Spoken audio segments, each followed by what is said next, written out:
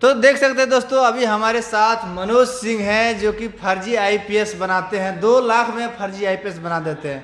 इनसे जानेंगे आखिर में मिथिलेश माझी इनको कहाँ मिला था, कैसे इसका कहानी शुरू किया था और कैसे मनोज सिंह के नाम से सर ने मुझे ये अलंकृत किया है। तो हम लोग एक मूवी किए हैं, फर्जी आईपीएस मूवी किए हैं, जिसमें मैंने मनोज सिंह जो कि आईपीएस को ठगे थे उसका मैंने किरदार निभाया है। अरे बताइए कहाँ मिला था सबसे पहले मिथिलेश माझी को मिला था? जैसे कहानी के अनुसार जो अभी चल रहा है, उस कहानी के अनुसार सबसे पहले मुलाकात गंगा के किनारे हुई थी, जहाँ ये अपने 3 मित्रों के साथ स्नान कर रहे थे। वहाँ आदमी देखा कि भाई इसमें से तीनों में से कौन सा ऑथेंटिक पर्सन है जो पैसा दे सकता है। तो इसी प्रकार की कहानी रची गई। फिर चाय पीने से वहाँ थोड़ा सा और विश्वास बढ़ाया गया, परिचय बढ़ा।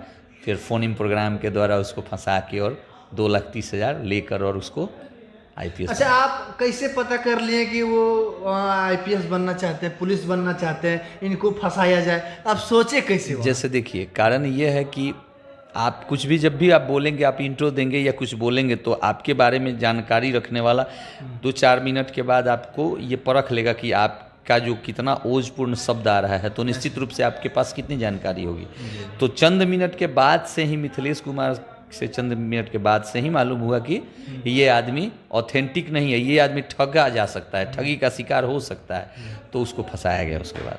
अच्छा बताइएगा, आप उनसे बात जब किए थे तो क्या कुछ बोले थे उनसे? बात ये हुआ था, आप जैसे फिल्म में आप लोगों ने देखा सेम, वो बात वही हुआ था कि आप भाई क्या करते हैं, कुछ करते हैं कि नहीं करते हैं। तो नहीं, पढ़ाई कर रहे हैं, कुछ करना चाहते हैं। चूँकि टीनेजर्स हैं, टीनेजर्स लोगों को बड़ा जल्दी नौकरी चाहिए, बड़ा जल्दी तरक्की चाहिए। तो आदमी उसको उस चीज़ को भांपा कैरेक्टर ने और उसको टारगेट किया।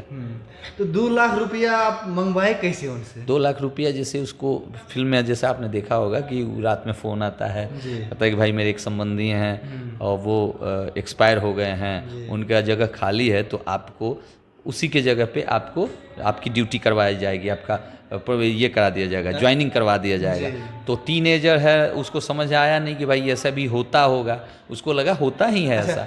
पैसा आपको दे दिया है, उसके बाद वर्दी और पिस्टल कहाँ से आप दिए थे? वो तो ऑलरेडी जब आदमी प्लान कर लेगा कि इसको इस टाइप का नौकरी कराना है, चाहे इस टाइप से फर्जी करना है, तो जहाँ मान लीजिए 2,30,000 का मामला है, तो 2,30,000 में 5 से 6,000 का वर्दी सब लेते होते तो 6,000 तो भाई दाना डालेगा ही, और दाना डाला 6,000 का, 2,30,000 ले लिया। जो पिस्टल था वो नकली था कि असली था? सब नकली था। 2,30,000 में तो अच्छा पिस्टल भी नहीं आएगा, खरीदा जाए तो उसका लाइसेंस भी नहीं बनेगा, सब नकली था। क्या बोले थे आप, थाना में पोस्टिंग करवा देंगे या जैसे जहाँ का ये था, बताया गया था कि आप, अब दिमाग में नहीं आ रहा है उसका नाम क्या था, हलसी थाना। हाँ सॉरी, ये हलसी औरंगाबाद में है ना, लखीसराय। वो डायलॉग में था कि आप ये जाइए, वर्दी पहनिए, कल जाके हलसी थाना में आप ज्वाइन कर लीजिएगा, और उसके बाद ये जो गन है इसका उपयोग करिएगा।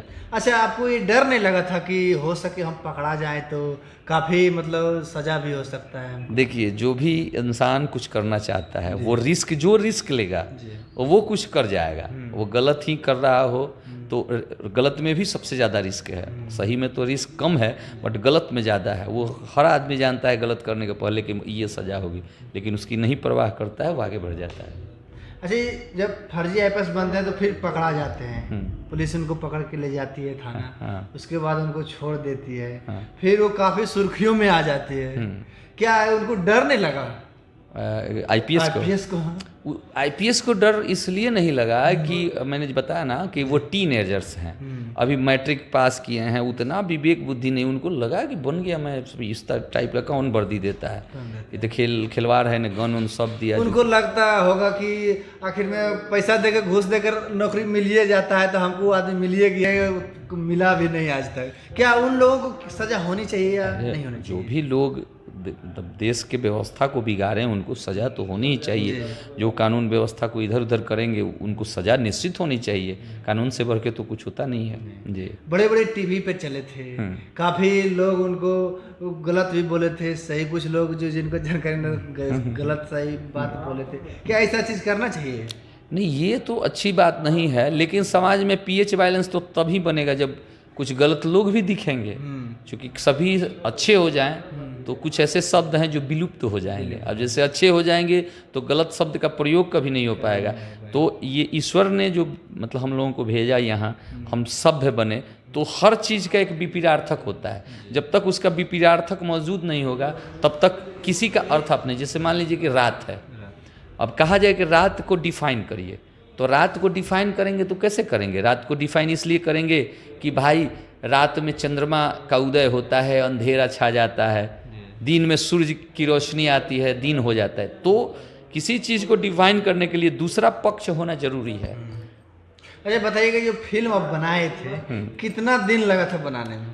जैसे मेरा तो जो कैरेक्टर था, अब ये मैं नहीं बता पाऊंगा क्योंकि मैं करके निकल लिया था अपना काम। मुझे 2 दिन लगा था, मैं अपना कैरेक्टर जो उसमें जो मैंने किया निभाए है। थे उनसे। हाँ, तो 1 दिन और 1 रात और 1 दिन में 3-4 बजे तक मेरा। अच्छा बताइएगा, आप पहली बार फिल्म में काम कर रहे हैं, इससे पहले और भी काम किए? नहीं, मैंने 5-6 फिल्में की है और भोजपुरी फिल्में की है कुछ। भोजपुरी में आप काम करते हैं? जी, भोजपुरी में ही मैंने अभी तक काम की है।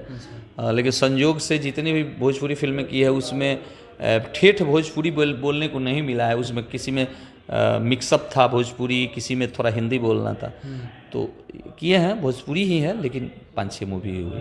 जी। किस गांव से आप बिलोंग करते हैं? मेरा गांव हो गया छपरा डिस्ट्रिक्ट होगा, और छपरा डिस्ट्रिक्ट में एक मसरक जगह है, मैं वहाँ का रहने वाला हूँ। अच्छा जी। चलिए, आपसे बात कर काफ़ी बढ़िया लगा।